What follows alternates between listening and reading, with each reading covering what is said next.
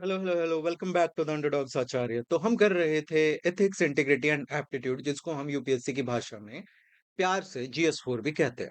और उसमें अभी हम पढ़ रहे थे डिस्क्रिप्टिव एथिक्स, और आज उसी के अंदर हम पढ़ेंगे मॉरल डाइवर्सिटी। बहुत ही इंटरेस्टिंग टॉपिक है। सो एक बार फ्रेमवर्क समझ लोगे हम क्या कर रहे थे। हम कर रहे थे डायमेंशंस ऑफ एथिक्स, जिसमें नॉर्मेटिव एथिक्स और ये सब हम कर चुके हैं। उसके बाद हमने कॉन्टेक्चुअलिस्ट अप्रोच की, which is a bridge between normative ethics and applied ethics. और अभी हम कर रहे हैं डिस्क्रिप्टिव एथिक्स, और उसके अंडर जितने भी कॉन्सेप्ट्स आते हैं वो सब। आगे बढ़ने से पहले here is a little something about me. आप पॉज करके देख सकते हैं, ज्यादा टाइम यहाँ पे नहीं स्पेंड करेंगे। बट हर बार की तरह लेक्चर शुरू करने से पहले आपसे एक छोटी सी रिक्वेस्ट, प्लीज लाइक कर दो, शेयर कर दो, सब्सक्राइब कर दो और नोटिफिकेशन आइकन दबा दो। सब्सक्राइब तो जरूर कर देना। तो चलो मैं तुमसे एक क्वेश्चन पूछता हूँ कि is it morally acceptable for elderly parents to live separately from the children? क्या बूढ़े माँ बाप को बच्चों से अलग रहना मॉरली एक्सेप्टेबल है? तो अब इंडिया में तो जो भी इस बात को सुनेगा वो कहेगा कि यार ये तो गलत बात है। बट माँ बाप ने तुम्हारा सारी जिंदगी ख्याल रखा, तुम बुढ़ापे में उनका क्यों नहीं ख्याल रख रहे? बट ये भी मोरालिटी जो है सोसाइटी टू सोसाइटी वेरी करती है। जैसे हमारी जो सोसाइटी है, इंडियन सोसाइटी, वहां पे माना जाता है कि बच्चों की एक मॉरल ड्यूटी है अपने पेरेंट्स की केयर करने की थ्रू आउट देयर लाइफ्स। और अगर उनके पेरेंट्स सेपरेटली अलग रहते हैं तो उसको समझा जाता है कि बच्चे अपनी रिस्पॉन्सिबिलिटी नहीं निभा रहे हैं। वहीं दूसरी तरफ जो वेस्टर्न सोसाइटीज हैं, यूएस, यूके एटसेट्रा, वहां पे parents encourage their children to become independent after adulthood. वहां पे अगर उनके बच्चे अलग रह रहे हैं तो it is seen as a sign of maturity and self reliance. Difference क्या है? दोनों सोसाइटीज जो है ना, इंडियन सोसाइटी सिंसियरली मानती है कि हम जो कर रहे हैं वो मॉरली राइट है, यानी कि पेरेंट्स का ख्याल रखना is a morally right thing to do. और वेस्टर्न सोसाइटी फर्मली बिलीव करती है, सिंसियरली बिलीव करती है कि बच्चे अगर दूर रहें, self reliance, maturity, that is the morally right thing to do. तो हमने पहले देखा पिछले लेक्चर्स में कि डिस्क्रिप्टिव एथिक्स जो है वो ये नहीं कहती कि इनमें से कौन सा सही है कौन सा गलत है। It simply studies them. ये जो फिनोमिना है कि अलग अलग कल्चर में अलग अलग मॉरल वैल्यूज हैं, it is called moral diversity. जैसे इकोलॉजिकल डाइवर्सिटी होता है ना, कि अलग अलग इकोसिस्टम्स हैं, उनमें स्पीशीज डाइवर्सिटी है कि बहुत सारे टाइप की स्पीशीज है।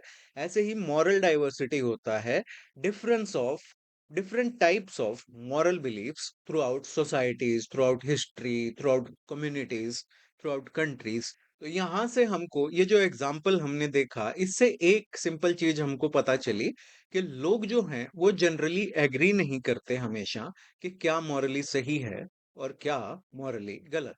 और इसी डिफरेंस इन मॉरल बिलीफ्स को हम कहते हैं मॉरल डाइवर्सिटी। तो व्हाट इज मॉरल डाइवर्सिटी?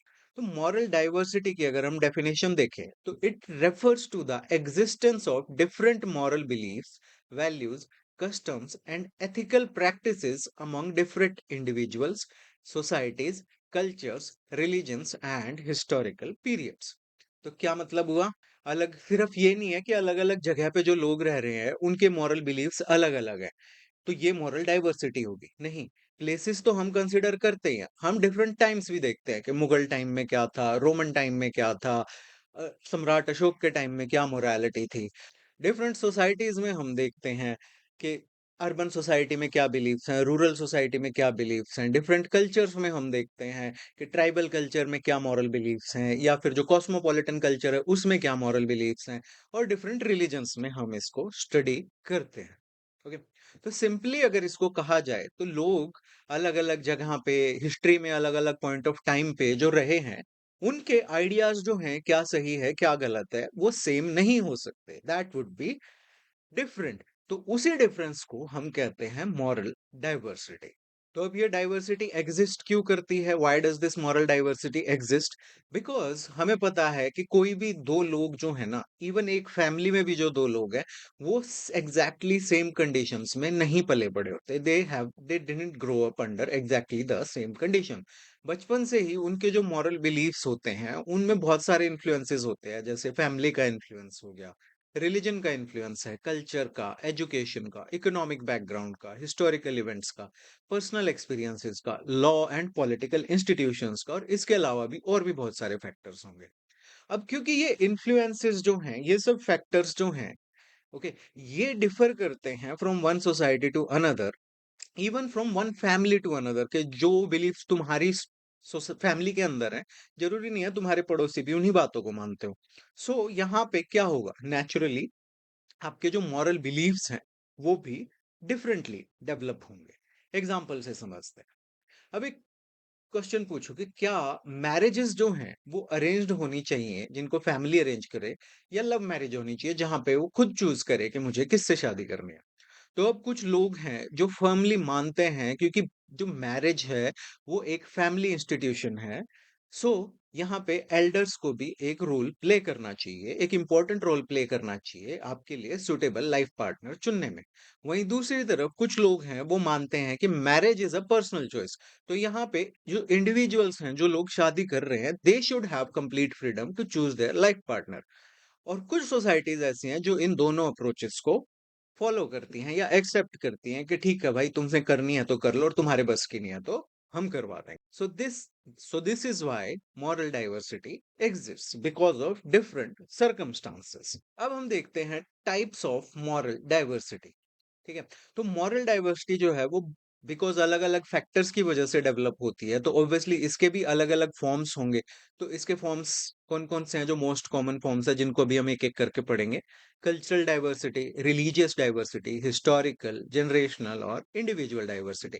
इसके अलावा और भी होती होंगी, बट हम यही पढ़ेंगे because these are the most important ones. सबसे पहले देखते हैं कल्चरल डाइवर्सिटी। अब डिफरेंट कल्चर्स में क्या सही है, क्या गलत है, क्या मॉरल है, क्या इमोरल है, इसके आइडियाज जो हैं वो डिफरेंटली डेवलप हुए हैं। और उनको शेप किया है उस कल्चर की हिस्ट्री ने, उस कल्चर की ट्रेडिशन ने, उस वहां पे फैमिली स्ट्रक्चर्स, कहीं पे मैट्रिलिनियर फैमिली स्ट्रक्चर है, कहीं पे पैट्रिलिनियर फैमिली स्ट्रक्चर है। ठीक है। सोशल वैल्यूज, इन सब चीजों ने, as a result of these differences क्या होता है कि जो एक्शन एक जगह पे मॉरली एक्सेप्टेबल माना जाता है, वहीं दूसरी जगह पे वो अनएक्सेप्टेबल माना जाता है। फॉर एग्जाम्पल, असुर विवाह होता है जहां पे लड़की को भगा के ले जाया जाता है, किडनैप करके ले जाया जाता है। कुछ ट्राइबल ट्रेडिशंस में, इंडिया में ही इसको एक्सेप्टेबल माना जाता है। बट जो हमारी बाकी की सोसाइटी है, बाकी देश है, वो इसको इमोरल मानते हैं। For example, is it acceptable to address an elderly person by their first name? क्या किसी आपसे उम्र में बड़े इंसान को, एल्डरली पर्सन को नाम लेके फर्स्ट नेम से बुलाना सही है?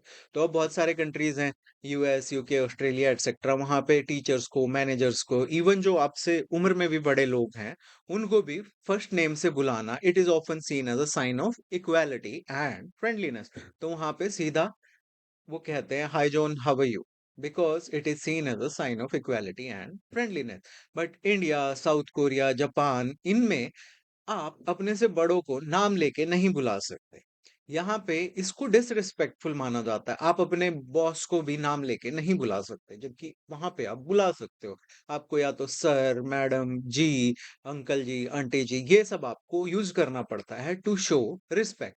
बट ये जो सोसाइटीज हैं, दोनों सोसाइटी हैं, इंडियन, ये एशियन सोसाइटीज और वेस्टर्न सोसाइटीज, दोनों में रिस्पेक्ट की तो वैल्यू है ही, बट उसको वो डिफरेंटली एक्सप्रेस कर रहे हैं। ऐसा नहीं है कि अगर वो वहां पे नाम लेके बोल रहे हैं तो दैट मीन्स कि वो रिस्पेक्ट नहीं कर रहे। They are showing respect but in a different way. It is a sign of equality and friendliness अगर आप किसी से फर्स्ट नेम बेसिस पे हो। यहाँ पे अगर आप किसी अंकल जी को कहते हो, और भाई अशोक क्या हाल है, तो ये डिसरिस्पेक्टफुल माना जाता है। ओके, सो रिस्पेक्ट दोनों जगह पे है, बट उसको एक्सप्रेस डिफरेंट वे में किया जा रहा है। That is cultural diversity. दूसरी है रिलीजियस डाइवर्सिटी। अब देखो, नॉर्मली जो रिलीजन्स हैं जितने भी, वो सब सिमिलर वैल्यूज हमको सिखाते हैं, जैसे कि honesty, compassion, charity, self discipline. But कुछ जगह है, कुछ एवेन्यूज हैं जहां पे ये डिफर करते हैं कि किस तरह इन वैल्यूज को आप एक्सप्रेस करो through religious duties, rituals and moral practices. अब ये जो डिफरेंसेस हैं, इनकी वजह से डाइवर्सिटी क्रिएट होती है आपके मॉरल बिलीफ्स में और आपके एथिकल बिहेवियर में। तो रिलीजियस प्लूरलिज्म जो है, वो हमेशा से मॉरल डाइवर्सिटी का एक इंपॉर्टेंट सोर्स रहा है। अब एग्जाम्पल से समझते हैं एंड ऑफ लाइफ डिसीजंस की। अब मान लो कोई व्यक्ति जो है, कोई इंसान है, कोई बंदा है, वो वेंटिलेटर पे है, ओके, और वो टर्मिनली इल है, यानी कि उसके रिकवर होने की कोई उम्मीद नहीं है, उसको बस लाइफ सपोर्ट पे रख के जीवित रखा जा रहा है, जिंदा रखा जा रहा है। तो अब कुछ रिलीजन्स जो हैं वो मानते हैं कि किसी भी हालत में लाइफ को प्रिजर्व करना for as long as possible is a sacred duty, ये एक पवित्र काम है, ये एक पवित्र ड्यूटी है। जबकि कुछ रिलीजन्स ऐसे हैं जो कहते हैं कि आप, अगर रिकवरी इम्पॉसिबल है तो आप एक्स्ट्रा ऑर्डिनरी जो लाइफ सपोर्ट्स हैं जिससे कि लाइफ को आर्टिफिशियली एक्सटेंड कर रखा है, उसको आप विड्रॉ कर सकते हैं, प्रोवाइडेड कि आपकी जो इंटेंशन है वो डेलिबरेटली किसी की लाइफ एंड करने की नहीं है, यानी कि आप अपने सेल्फिश गेन से उसके लिए उसको नहीं कर रहे हो। अब एक और एग्जांपल समझते हैं। हर रिलीजन के जो लास्ट राइट्स होते हैं वो डिफरेंट होते हैं। फॉर एग्जांपल हिंदूज में क्रीमेट करते हैं, क्रिश्चियंस और मुस्लिम्स में बॉडी को बरी कर देते हैं, ओके। बट क्या आपको पता है पारसी जो होते हैं इंडिया में ही, उनमें होता है टावर ऑफ साइलेंस। तो उनमें क्या करते हैं, जो बॉडी होती है, डेड बॉडी होती है, उसको ले जाके एक ऊंचे से टावर के ऊपर रख देते हैं, ताकि उसको जो पक्षी हैं वो खा सकें, और जो बॉडी है वो वापस से नेचर में विलीन हो जाए। So that is also an example of moral diversity. एक और एग्जाम्पल देखते हैं ऑर्गन डोनेशन का। तो क्या ऑर्गन डोनेशन जो है वो मॉरली एक्सेप्टेबल है? अब बहुत सारे रिलीजियस ग्रुप्स जो हैं वो एनकरेज करते हैं कि ऑर्गन डोनेशन करो, because it is an act of compassion, जिससे जिंदगियां बचाई जा सकती हैं। बट कुछ रिलीजन्स में कुछ बिलीवर्स हैं जो हेजिटेट करते हैं, क्योंकि रिलीजियस इंटरप्रिटेशन उनके लिए कुछ इस तरह है कि डेथ के बाद भी ह्यूमन बॉडी की जो सैंक्टिटी है वो बनी रहनी चाहिए। सो इससे अलग अलग रिलीजन्स के जो लोग हैं वो अलग अलग कंक्लूजन्स पे पहुंचते हैं regarding organ donation. So that is also an example of religious diversity. Now historical diversity की अगर बात करें तो इसका क्या मतलब हुआ कि मॉरल बिलीफ जो होते हैं ना वो परमानेंट नहीं है, ओके। कुछ ऐसी प्रैक्टिसेस हैं जो एक टाइम पे बहुत ही वाइडली एक्सेप्ट की जाती थी, बट उनको हो सकता है टाइम के साथ जैसे जैसे सोसाइटी प्रोग्रेस करती गई उनको रिजेक्ट कर दिया गया। एजुकेशन में बदलाव हुए, साइंटिफिक नॉलेज में बदलाव हुए, कॉन्स्टिट्यूशनल वैल्यूज चेंज हुई, सोशल रिफॉर्म हुआ, ओके। तो उसकी वजह से जो मॉरल थिंकिंग है वो टाइम के साथ बदल गई, और जब वो बदली तो जो पुराने मॉरल बिलीफ्स थे वो खत्म हो गए और उनकी जगह नए मॉरल बिलीफ्स ने ले ली। For example child marriage. तो देर वॉज अ टाइम जब चाइल्ड मैरिज जो थी बहुत कॉमन थी और वाइडली एक्सेप्टेड थी थ्रू आउट इंडिया या बहुत सारी सोसाइटीज में, ओके। बट अभी इसको एक सोशल इविल की तरह देखा जाता है। क्यों? क्योंकि ओवर टाइम एजुकेशन एक्सपैंड हुई है, चिल्ड्रंस राइट्स के बारे में जो अवेयरनेस है वो बढ़ी है, scientific knowledge about health, reproductive health, ये सब चीजें बढ़ी हैं, और लॉज भी बनाए गए हैं जो बच्चों को प्रोटेक्ट करते हैं। तो इसलिए आज जो चाइल्ड मैरिज है उसको चाइल्ड राइट्स की एक वायलेशन माना जाता है, चाइल्ड डिग्निटी की एक वायलेशन माना जाता है। फिर है जनरेशनल डाइवर्सिटी, यानी कि अलग अलग जनरेशन्स जो हैं उनके अपने डिफरेंट आइडियाज होते हैं और मॉरल प्रायोरिटीज होती हैं regarding what is right and wrong, regarding what is moral and immoral. क्यों? क्योंकि वो अलग सोशल, इकोनॉमिक और टेक्नोलॉजिकल एनवायरनमेंट्स में पले बड़े होते हैं, और क्योंकि एजुकेशन में, टेक्नोलॉजी में, मीडिया में, ग्लोबलाइजेशन में रैपिड चेंजेस आए हैं, तो इसकी वजह से फर्क पड़ता है, इन्फ्लुएंस होती है हमारी जो यंगर जनरेशन्स हैं, और उनका सोचने का तरीका जो है वो ओल्डर जनरेशन से डिफरेंट हो जाता है रिगार्डिंग एथिकल इश्यूज। अब तुम लिव इन रिलेशनशिप्स पे देख लो, तुम लोगों के लिए it is common, it might be common, but तुम्हारे पेरेंट्स को, ग्रैंड पेरेंट्स को अगर बताओ तो उनको दौरे आ जाएंगे, ओके। सो एक एक और एग्जांपल देखते हैं, प्राइवेसी ऑन सोशल मीडिया। अब जो ओल्डर जनरेशन है वो बिलीव करती है कि आपकी जो पर्सनल इंफॉर्मेशन है वो प्राइवेट ही रहनी चाहिए और उसको आपको पब्लिकली नहीं शेयर करना चाहिए। बट जो यंग लोग हैं वो कंफर्टेबल हैं अपनी फोटोग्राफ्स, ओपिनियंस, अपने पर्सनल एक्सपीरियंसेस को सोशल मीडिया पे शेयर करने के लिए। बट यंगर जनरेशन्स जो हैं वो डिजिटल प्राइवेसी पे, डेटा प्रोटेक्शन पे भी एक ग्रेटर इंपॉर्टेंस, एक उनका फोकस रहता है कि किस तरह से गवर्नमेंट या कॉरपोरेशंस जो हैं उनकी प्राइवेट इंफॉर्मेशन को, उनके डेटा को एक्सप्लॉइट ना करे। सो दोनों जनरेशन्स जो हैं ये प्राइवेसी को रिस्पेक्ट करते हैं, बट एक डिफरेंट तरीके से। So this is generational diversity. एक और एग्जांपल देखते हैं, आर्टिफिशियल इंटेलिजेंस इन एजुकेशन। तो is it morally acceptable for students to use AI tools for assignment? कि आपको कॉलेज में यूनिवर्सिटी में कोई असाइनमेंट मिला है, आप वो एआई से बनाते हो, क्या ये एक्सेप्टेबल है? अब जो पुराने प्रोफेसर्स हैं वो मानते हैं कि अगर आप एक्सेस एआई का एक्सेसिव यूज करोगे तो इससे ओरिजिनलिटी जो है वो खत्म हो जाती है, और ये एक तरह से एकेडमिक डिसऑनेस्टी है। जबकि जो यंगर जनरेशन हैं वो मानते हैं कि एआई जो है एक लेजिटिमेट लर्निंग एड है, it is a tool similar to calculator और गूगल सर्च इंजन, प्रोवाइडेड आप इसको रिस्पॉन्सिबली यूज करो। अब दोनों ग्रुप्स जो हैं दे वैल्यू एजुकेशन, बट इनकी विचार जो हैं किस चीज में डिफर करते हैं? फेयरनेस और एकेडमिक इंटीग्रिटी में। Okay, so this is generational diversity. Then है इंडिविजुअल डाइवर्सिटी। कई बार क्या होता है, जैसा मैंने पहले बोला था कि एक ही फैमिली के दो लोग जो हैं, जो कि एक ही फैमिली में पले बड़े हैं, सेम रिलीजन है, सेम कल्चर है, सेम कम्युनिटी है, उनके मॉरल बिलीव्स भी डिफरेंट हो जाते हैं। क्यों?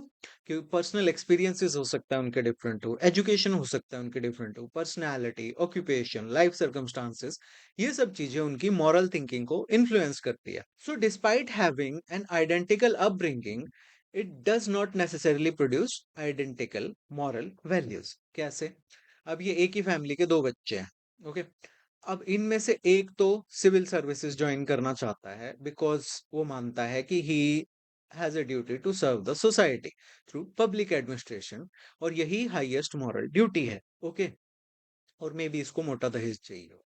और दूसरा जो है वो एंटरप्रेन्योर बनना चाहता है बिकॉज उसके according creating jobs and generating generating economic growth is the best way to contribute to society. Okay, तो दोनों जो हैं, फॉर एग्जाम्पल यहाँ पे मोटिवेशन दोनों का सेम है कि they want to contribute to society, they want to earn money, but उनका जो रास्ता है वो अलग है। This is individual diversity. एक और एग्जांपल देख लेते हैं, व्हिसल ब्लोइंग। दो ऑनेस्ट सिविल सर्वेंट है, ऑनेस्ट हैं दोनों, और ये दोनों को अपने डिपार्टमेंट में करप्शन का पता लगता है। तो इनमें से एक जो है ये तो उसको इमीडिएटली रिपोर्ट कर देता है बिकॉज इनके अकॉर्डिंग जो कॉन्स्टिट्यूशन के प्रति लॉयल्टी है और पब्लिक इंटरेस्ट है वो सर्वोपरि है, वो सबसे ऊपर आता है। बट ये जो है ये चुप रहता है, although he is honest, but ये चुप रहता है बिकॉज इसके अकॉर्डिंग इसके कलीग्स को प्रोटेक्ट करना और डिपार्टमेंटल हार्मनी मेंटेन रखना इनके लिए ज्यादा इंपॉर्टेंट है। तो दोनों लबासना से ट्रेनिंग करके आए हैं, दोनों सेम डिपार्टमेंट में पोस्टेड हैं, बट फिर भी दोनों की जो इंडिविजुअल ओपिनियन है, दोनों ऑनेस्ट भी हैं, दोनों में इंटीग्रिटी भी है, बट वो डिफरेंट मॉरल ड्यूटीज को प्रायोरिटी दे रहे हैं। तो दैट इज इंडिविजुअल डाइवर्सिटी। तो मॉरल डाइवर्सिटी के सोर्सेस क्या क्या होते हैं एक बार बता देते हैं, मोटा मोटा सा। कल्चर है कि कैस क्या आपके कस्टम्स हैं, ट्रेडिशंस हैं, कल्चर डिफाइन करता है आपका एक्सेप्टेबल बिहेवियर क्या है। देन रिलीजन है, देन आपकी ज्योग्राफी है, माउंटेन कम्युनिटीज के अलग मॉरल वैल्यूज होती होंगी, एथिकल वैल्यूज होती होंगी, कोस्टल सोसाइटीज की अलग, डेजर्ट पॉपुलेशंस की अलग, अर्बन सेंटर्स की अलग। तो ये अगर पढ़ना है तो ये संगम लिटरेचर में बड़ा ही इंटरेस्टिंग दिया हुआ है। उन्होंने संगम लिटरेचर में बताया हुआ है कि जो लोग प्लेन्स में रहते हैं वो लोग खेती करते हैं, जो लोग ऐसे एरियाज में रहते हैं जहाँ पे खेती नहीं हो सकती, लैंड फर्टाइल नहीं है, उनके लिए लूट मार जो है वो इम्पोर्टेंट सोर्स है इनकम का। बट सोचने की बात है, अब वहीं से आप सोचो, क्या जो लूट मार वाले लोग हैं जिस सोसाइटी में सोर्स ऑफ इनकम ही यही है, क्या वो लूट मार को इमोरल मानते होंगे? नहीं। ऐसे ही एक और एग्जांपल है, अगर आपने, खैर आपने तो नहीं पढ़ी होगी, कर्नल स्लीमन की बुक है जिसमें उन्होंने इंडिया में ठगी को सप्रेस किया था, ठग होते थे ना जो, उनको उन्होंने खत्म किया था। तो उसमें वो बताते हैं कि ठग जो है वो कहते थे कि हम तो धर्म का काम कर रहे हैं, और उसके लिए उन्होंने स्टोरी कनकॉट की हुई थी एक बहुत ही डिटेल में, कि एक रक्त बीज नाम का राक्षस था जिसके रक्त की एक भी बूंद अगर गिरती थी जमीन पे तो उससे एक और रक्त बीज बन जाता था। तो माँ भवानी जो है जब उससे लड़ रही थी तो उन्होंने हमारे जो पुरखे हैं उनको जन्म दिया और उनको एक रुमाल दिया कि इसकी कोई भी रक्त की बूंद अगर गिरे जमीन पर, उससे नया रक्त बीज पैदा हो, तो तुम उसको मार के, मतलब उसको ऐसे चोट दे के मत मारो, उस रुमाल से उसका गला घुट के उसको मारो ताकि उसकी खून की एक भी बूंद ना गिरे और वो अपने आप को रेप्लिकेट ना कर पाए। तो इससे क्या हुआ कि जो माँ भवानी है वो रक्त बीज को खत्म करने में कामयाब रही। अब उसी स्टोरी को इन्होंने अपनी मॉरल जस्टिफिकेशन बना के, और ये जो ट्रैवलर्स होते थे ब्रिटिश टाइम में 1800s में, ये उनको मारते थे, अपने रुमाल के अंदर एक कॉइन दबा के और उससे उनका गला दबा के उनको मारते थे।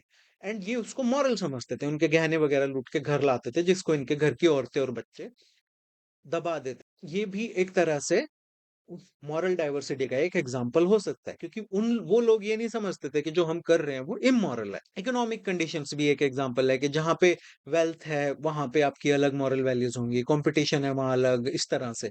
पॉलिटिकल सिस्टम्स डेमोक्रेटिक सोसाइटी में अलग, अथॉरिटेरियन में अलग, ओलिगार्की में अलग, इस तरह से होगा। एजुकेशन से भी आपकी मॉरल डाइवर्सिटी आती है, मीडिया, पर्सनल एक्सपीरियंसेस तो हम देख ही चुके हैं, और इंडिविजुअल डिफरेंसेस। लेक्चर का पीडीएफ डाउनलोड करने के लिए आप मेरे टेलीग्राम चैनल पे जा सकते हैं। अगर गवर्नमेंट टेलीग्राम को दोबारा से बैन कर दे तो आप मेरे व्हाट्सएप ग्रुप भी ज्वाइन कर सकते हैं। अगर आपका कोई क्वेश्चन है तो आप मुझे इंस्टाग्राम पे फॉलो करके डीएम कर सकते हैं। And you are watching the underdogs Acharya. My name is Rao Anoop Singh. Like कर दो, शेयर कर दो, सब्सक्राइब कर दो और नोटिफिकेशन आइकन दबा दो।